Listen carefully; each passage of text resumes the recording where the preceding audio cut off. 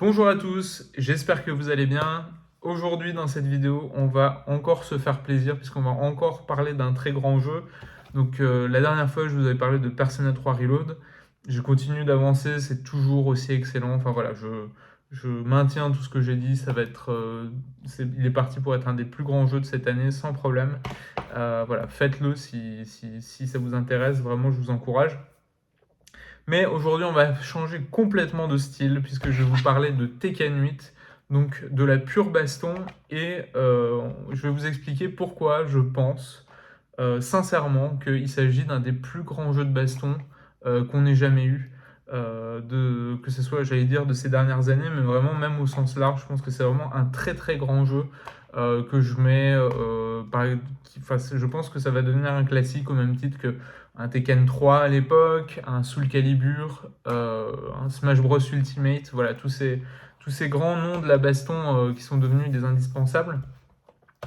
Et voilà, donc je vais essayer de vous expliquer tout ça. Alors, si on part du principe que Tekken 8 est un grand jeu de baston, qu'est-ce qu'il faut en 2024 pour être un grand jeu? C'est-à-dire, par grand jeu, j'entends qu'il peut parler à la fois aux néophytes, aux joueurs chevronnés et aux joueurs chevronnés, puisque la baston, en fait, c'est un genre qui est aussi quasiment, j'allais dire, aussi vieux que le jeu vidéo, pas forcément, mais enfin quand même presque.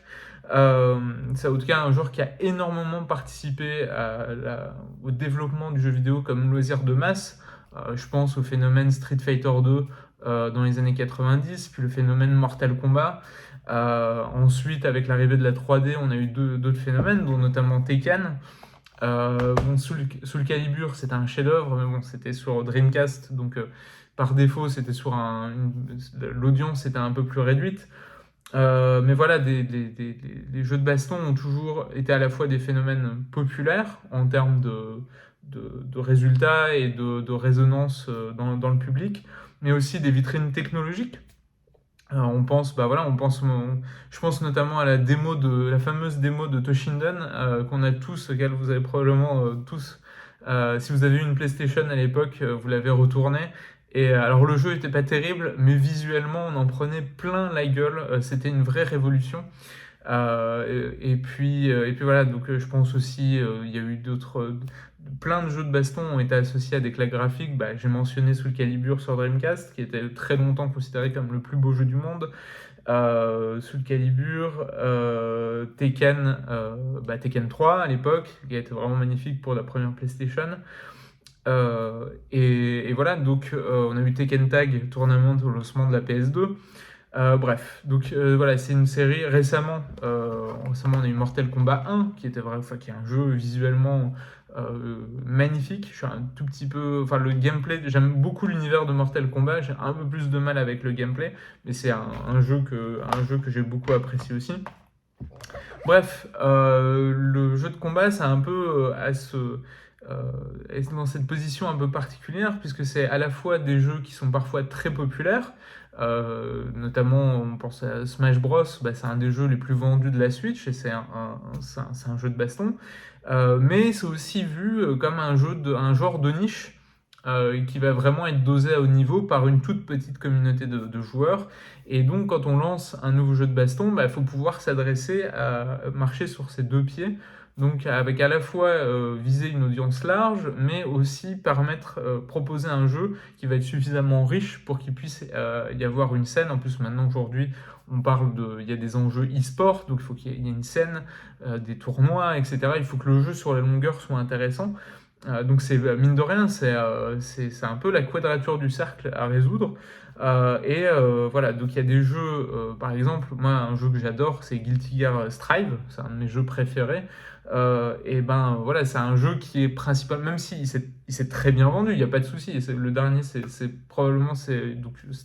à l'échelle de Guilty Gear, c'était un carton, mais voilà, c'est pas forcément un jeu qui va avoir la même résonance, typiquement qu'un Tekken, etc. Donc qu'est-ce qui fait que Tekken 8 arrive à être aussi à la fois populaire et à résonner aussi chez les joueurs hardcore? En fait, aujourd'hui, j'estime que pour pouvoir cartonner, pour fonctionner à l'échelle, puisque c'est des jeux qui ont beaucoup de budget, donc il faut absolument un certain nombre de ventes. Il y a des objectifs de vente quand même, il y a une pression en termes de vente assez élevée. Donc pour atteindre ces objectifs, le premier point, et ça va paraître très superficiel, mais c'est qu'il faut en mettre plein la gueule. C'est vraiment visuellement, il faut que le jeu vraiment en jette. Il faut que quand les gens voient des images du jeu, que ce soit en stream, en publicité ou dans un magasin, il va tourner, il faut que le jeu fasse envie. Et alors déjà sur ce premier point, sur ce point purement visuel, Tekken 8, c'est une merveille. J'ai mentionné Mortal Kombat 1, qui est vraiment un jeu magnifique, en plus avec très coloré, ce qui est assez chouette, ce qui n'est pas forcément dans les jeux récents, c'est pas forcément quelque chose qu'on voit souvent, mais vraiment, j'ai beaucoup aimé la direction artistique de Mortal Kombat 1. On a eu Mortal Kombat 6, avec ses explosions de couleurs très flashy, etc. Mais d'un point de vue technique, Tekken 8 tourne sur Unreal Engine 5. Donc on est en train de voir ces jeux qui arrivent sur cette nouvelle génération de moteurs. Et clairement, ils se sont fait plaisir. Il y a des effets dans tous les sens, ça pète à l'écran. Parfois, c'est presque, ça ne nuit pas à la visibilité, mais je trouve, mais on n'en est pas loin. Mais globalement, voilà, le jeu en met plein la tête. Tous les persos, en plus, ils ont gardé ce système de Rage Arts, donc ce sont les super coups que vous allez pouvoir déclencher quand votre vie arrivera, il vous reste plus beaucoup de vie. Vous pouvez taper plus fort, mais aussi vous pouvez déclencher des super attaques. Et vraiment, au niveau de la mise en scène des super attaques, ils se sont lâchés par rapport à Tekken 7. Vraiment, c'est vraiment un plaisir. Tous les persos en plus ont une gueule incroyable.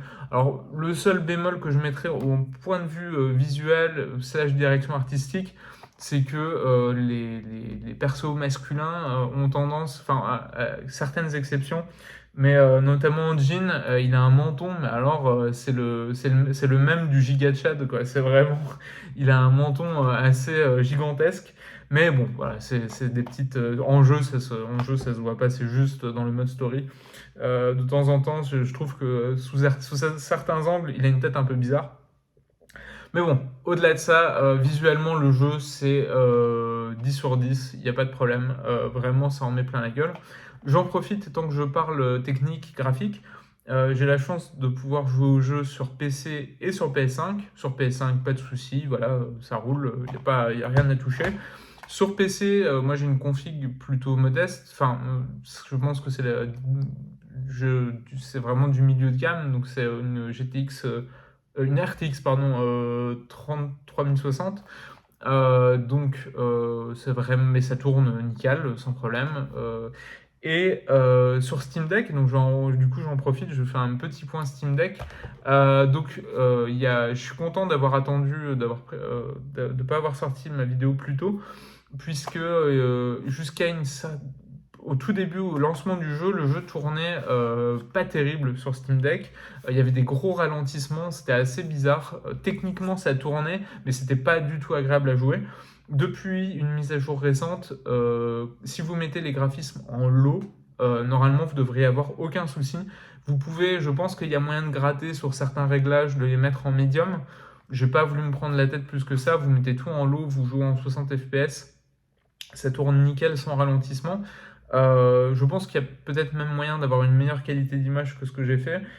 Voilà, le seul truc, c'est que bon, du coup, visuellement, du coup, il faut pas l'afficher sur un plus grand écran. Sur l'écran du Steam Deck, on voit que c'est un tout petit peu baveux, mais franchement, ça passe, ça fait le taf. Et franchement, pour s'entraîner sur ses combos, faire un peu de mode arcade, ça passe très bien. Voilà, donc ça c'était le point Steam Deck. Voilà, donc ça c'est pour le point technique. Si on englobe en plus, en parlant du visuel, la direction artistique, je vais mentionner parce qu'on ne peut pas parler de Tekken sans parler de sa bande-son.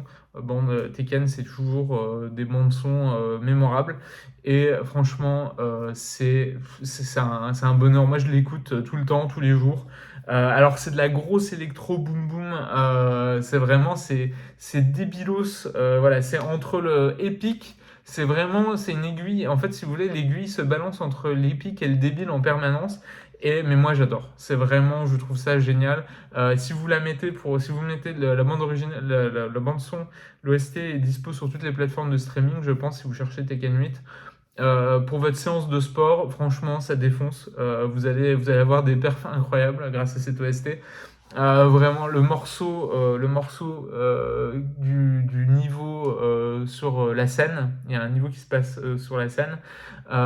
Franchement, pour l'instant, c'est mon morceau de l'année. Il est incroyable. Donc voilà, bon, direction artistique, technique, au top du top du top. C'était vraiment excellent.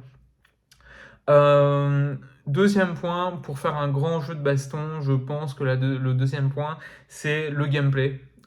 Évidemment, il faut que ça soit un truc qui soit à la fois, et c'est peut-être le plus dur, c'est à la fois un jeu il faut que le jeu soit à la fois accessible pour les novices et soit suffisamment riche et dense pour que des gens puissent y passer des heures, des dizaines d'heures, des centaines d'heures, toujours creuser vraiment et prennent toujours du plaisir à perfectionner le maniement du personnage. Et pour moi, Tekken, c'est un peu la définition même de ça. C'est-à-dire qu'on a tous connu on a tous fait des soirées Tekken, que ce soit à l'époque de Tekken 3, à l'époque de Tekken 5. Tekken, voilà, c'est aussi connu pour ça. Tu prends Eddie Gordo et tu tabasses la manette et tu vas sortir des coups stylés. Eddie Gordo, Orang, enfin voilà, il y a des persos qui sont bien connus pour des services pour ça.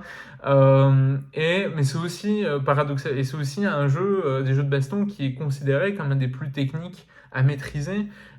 Puisque voilà, les persos ont des milliards et des milliards de coups, il y a des combos à apprendre, il y a des coups, les listes à retenir. Alors pour vous donner une idée, j'avais imprimé pour regarder sous la main, donc ça c'est les listes de Reina, donc un des nouveaux persos. Voilà, donc on dirait le tableau de bord d'un avion en fait. Mais voilà, ce sont les listes de coups à retenir. Mais voilà, il n'y a pas besoin en fait d'apprendre tout ça par cœur pour se faire plaisir, pour s'amuser. On s'amuse très tôt, très rapidement. Comment? Mais voilà, si vous voulez apprendre, s'il y a un perso, vous avez le coup de cœur pour un perso, vous avez vraiment envie de l'apprendre, et ben le jeu vous donne les moyens de l'apprendre. Et c'est ça, pour rester sur le gameplay, et ça va me permettre de basculer sur le contenu. Le jeu, et c'est vraiment quelque chose que je trouve assez admirable.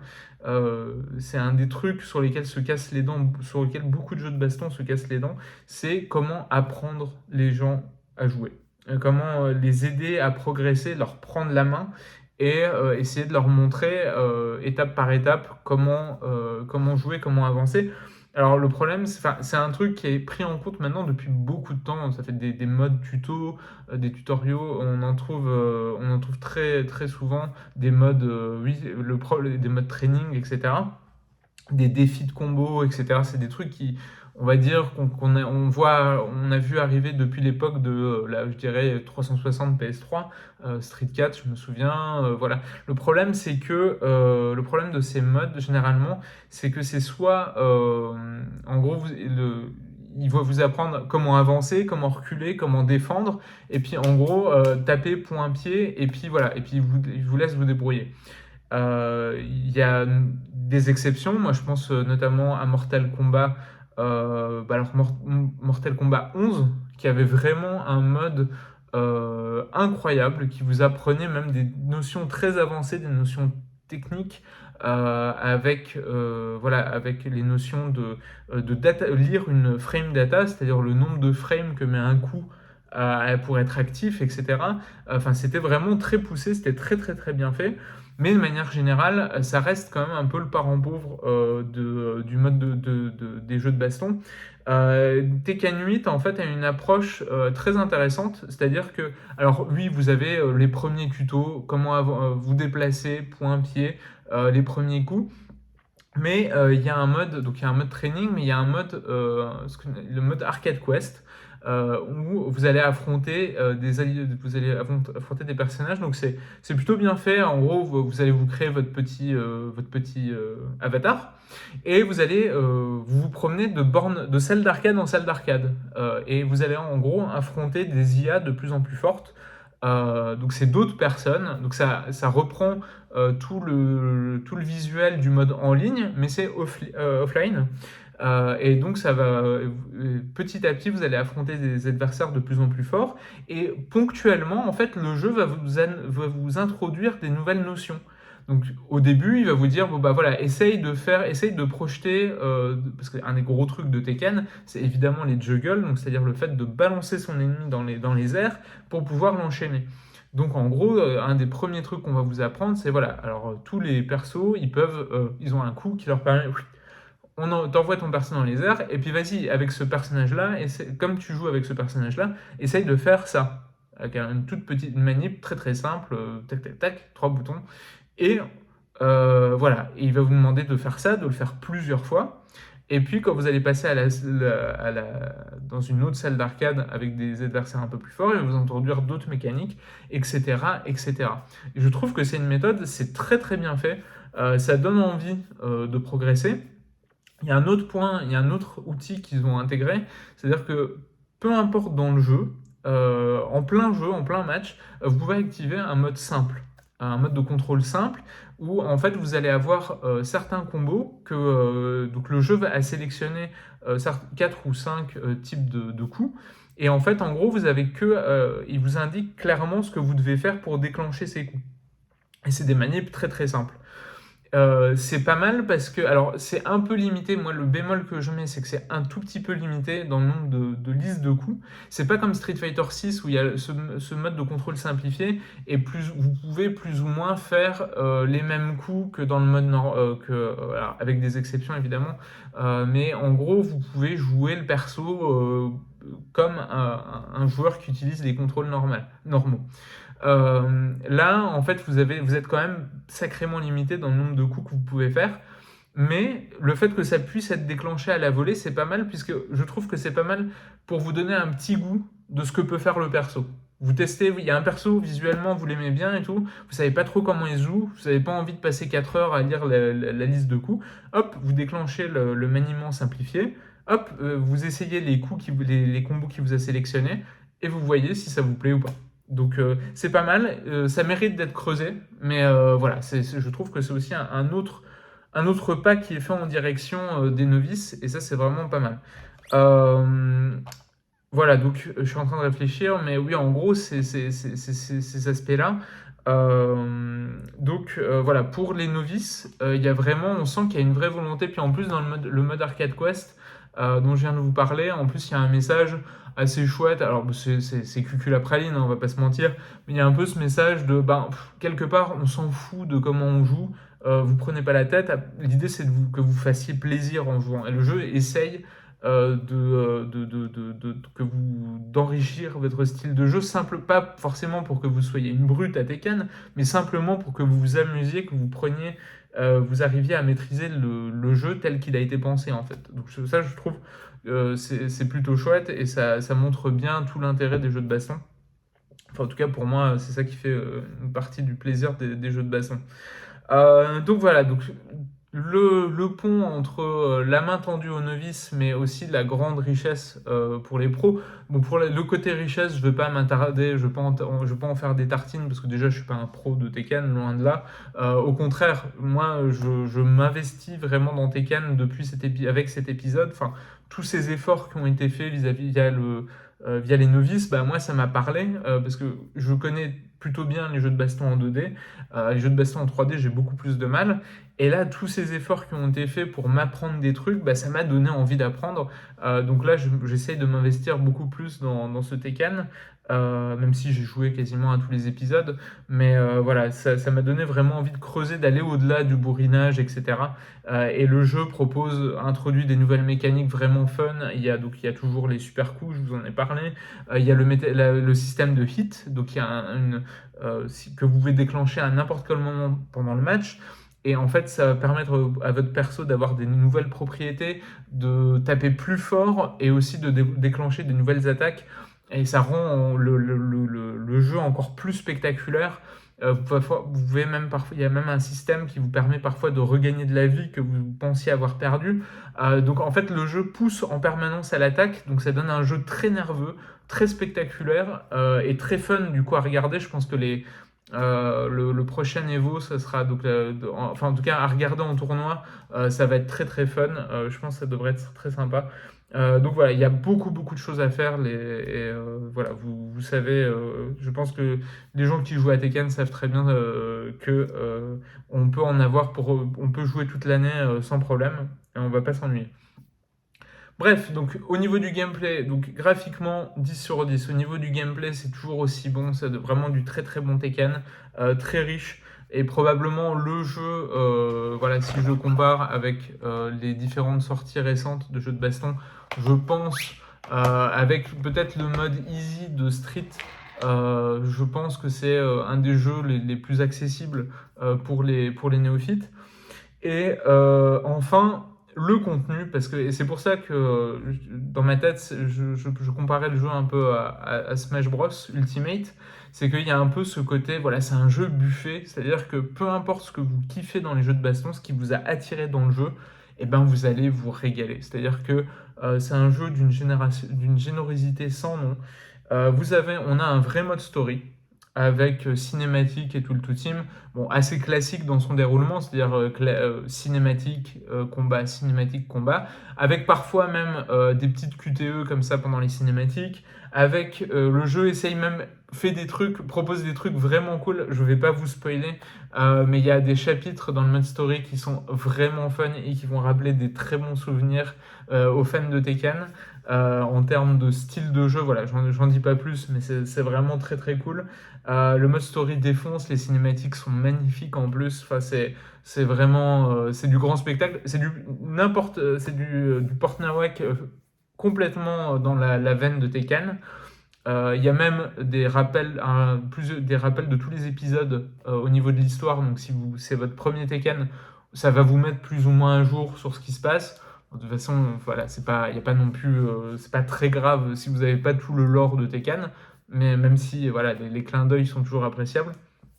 Donc un mode story pour lequel il y en a entre, je dirais, en 4-5 heures, qui est pas ultra long, mais qui est là et qui fait plaisir et qui est bien fait, qui est vraiment très bien fait.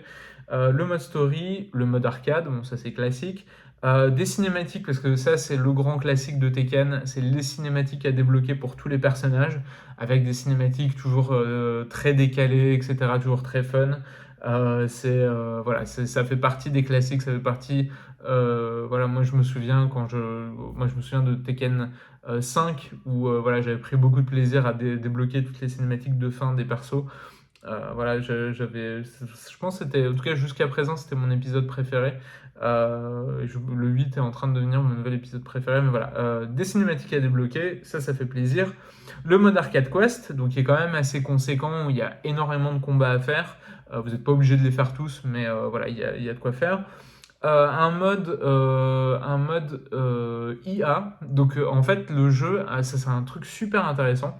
C'est-à-dire que vous pouvez vous fighter contre votre propre IA. C'est-à-dire que le jeu va analyser votre style de jeu et va créer une IA qui joue comme vous.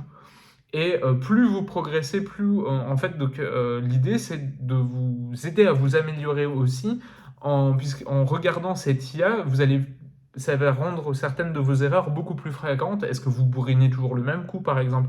Est-ce que vous ne vous protégez jamais parce que si vous gardez pas, l'IA va pas garder, et si vous vous mettez à vous protéger, l'IA va se mettre à se protéger, pardon.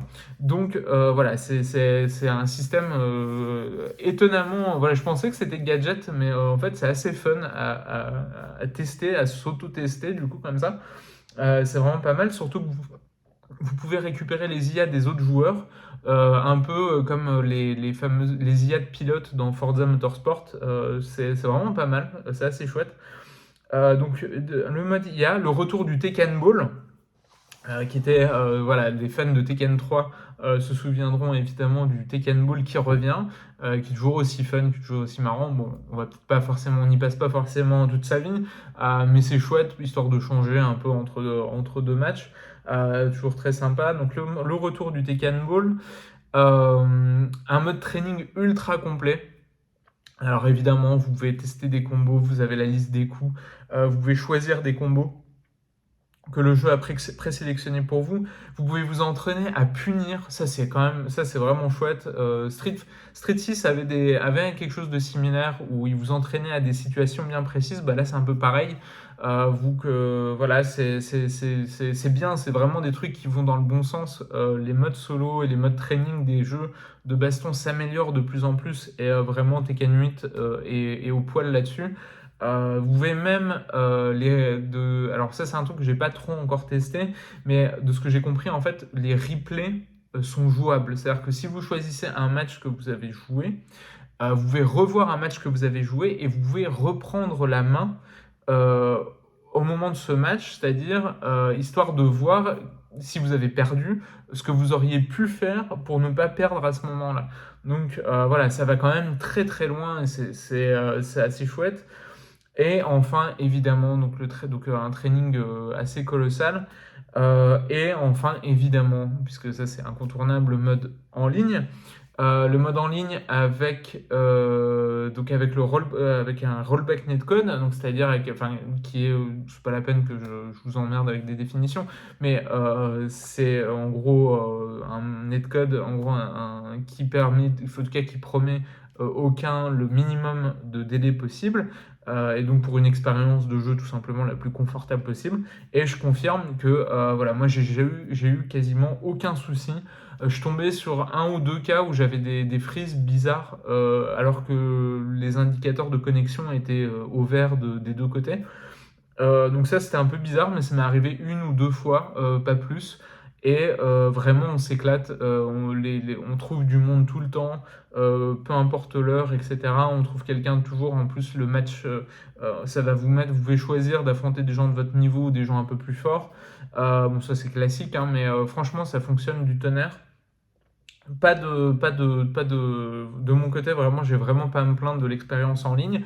Bon, vous allez vraiment vous faire, si vous êtes comme moi, que vous avez beaucoup joué à Tekken, surtout, mais en solo, et vous vous sentiez un petit peu chaud parce que vous avez défoncé, je sais pas, des potes, ou un cousin, ou un petit frère, etc. Et là, vous allez débarquer en ligne. Laissez-moi vous dire que vous allez vous faire ouvrir. Voilà, les gens sont très très chauds. Mais honnêtement, c'est pas grave parce que le jeu, le jeu est tellement fun, je trouve que les sensations d'impact sont tellement bonnes que voilà. Et puis il y a tous ces éléments qui sont faits dans le mode solo, dans le mode training pour vous aider à progresser. Que voilà, même si dans un premier temps vous allez probablement en prendre plein la gueule, on sent quand même, on se sent progresser au fil des heures et c'est très valorisant. Voilà, pour moi, voilà, c'est le jeu en termes de ce qu'on peut attendre d'un jeu de baston en 2024. C'est un peu l'élève modèle Tekken 8, le solo, le training, enfin de quoi des outils pour progresser et un online en béton armé. Pour moi, j'ai rien à lui reprocher, c'est simple. Le seul truc, alors voilà, ça, je sais que c'est toujours un sujet polémique. Évidemment, c'est un jeu de baston moderne, c'est-à-dire qu'il y a un season pass avec des DLC qui sont déjà prévus. On sait déjà enfin, il est évident qu'il y aura plusieurs saisons de DLC, donc ça veut dire passer à la caisse, enfin dépenser 20 ou 30 euros plusieurs fois, donc une fois cette année, puis l'année prochaine, et probablement dans 2 ans encore. Moi, ma position vis-à-vis de ça, c'est que les DLC de personnages dans les jeux de baston, c'est triste, mais ça me choque pas. Je comprends, en fait, il faut aussi comprendre. Je comprends tout à fait, alors attention, je comprends tout à fait les gens qui trouvent ça relou de devoir repasser à la caisse. Aujourd'hui, un jeu de baston, enfin un jeu tout court, c'est entre 60 et 80 balles. C'est en train de devenir un produit de luxe et je comprends que ça soit trop pour certaines personnes. Ça, il n'y a pas de souci.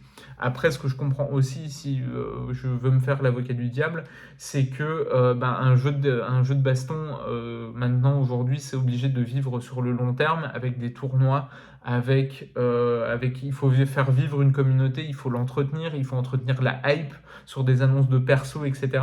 Et donc le jeu doit s'inscrire dans le temps long. Et ben, le développement de nouveaux persos, ça coûte aussi de l'argent. Je sais plus comment. On sait très bien que ce soit les cinématiques d'annonce des nouveaux personnages, le développement du perso en lui-même, etc., etc. Ça demande, les jeux sont de plus en plus chers et on peut pas non plus prétendre que comment on peut pas non plus prétendre que tout ça, bah, ça ne coûte rien. Voilà, moi, à partir du moment où le jeu de base ne me paraît pas avoir été coupé à la hache pour prévoir des DLC, pour moi, c'est réglo. Et dans le cas de Tekken 8, il y a tellement à faire. Voilà. Le seul truc, voilà, je pense peut-être que les gens sont un peu. Peut-être j'ai vu des commentaires assez négatifs au sujet des DLC, en particulier pour Tekken 8. Peut-être parce que finalement, au niveau du roster de base, qui est quand même assez conséquent, mais il y a vraiment que 3 nouveaux persos qui sont tous les 3 excellents, que ce soit Rena, que ce soit le français doublé par Vincent Cassel, Victor, ou Azucena, donc la chilienne qui est droguée au café. Les 3 sont vraiment excellents, très très fun à jouer, très fun, ultra charismatiques. Ils sont devenus pour moi directement, ils sont rentrés dans le panthéon des persos de Tekken sans problème. C'est devenu des nouveaux classiques. Mais c'est vrai que 3 vrais nouveaux persos, ça paraît un tout petit peu chiche. Voilà. Mais pour moi, sur tous les autres points, le jeu est inattaquable, le jeu est ras la gueule de contenu. Donc honnêtement, j'arrive pas à leur en vouloir par rapport au DLC. Si ça freine votre achat, je peux tout à fait vous comprendre. Mais voilà, moi, malheureusement, peut-être j'ai pris un peu mon pli aussi de toute cette histoire. Mais moi, ça me choque pas trop. Voilà, donc tout ça pour vous dire, vous l'avez compris, j'ai vraiment adoré ce jeu.